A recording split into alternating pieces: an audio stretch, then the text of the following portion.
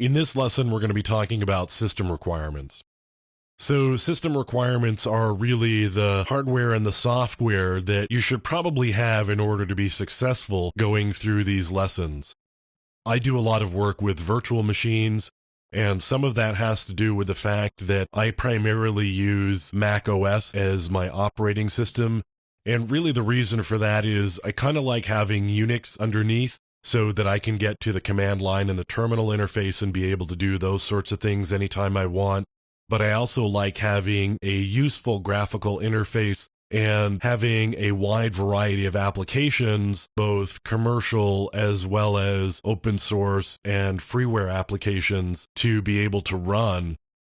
And for me, that's kind of Mac OS. So most tools that we're going to be talking about do run in Windows, and we'll be talking about some of the things inside of Windows. Linux is kind of a secondary application when we're talking about the tools that we'll be going through. Other operating systems are sometimes possible, but really, when you're looking at security tools and kind of the tools that we'll be looking at here, Windows is generally going to be primary and Linux is kind of going to be secondary, although sometimes that's flipped a little bit. But usually you're pretty safe in Windows, and if you've got a Linux virtual machine, then that's great. If you do end up using virtual machines, they do use a lot of memory, and disk space can be important, particularly if you're running virtual machines.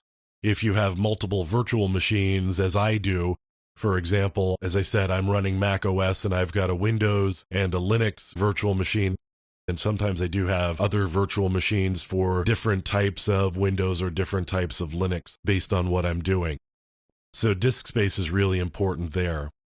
So hardware, you really want memory and disk space. You probably want the ability to do virtual machines. It saves you having a lot of hardware lying around. And if you really felt you needed to pick one operating system to start with, obviously the one that you're most comfortable with is going to be the best solution.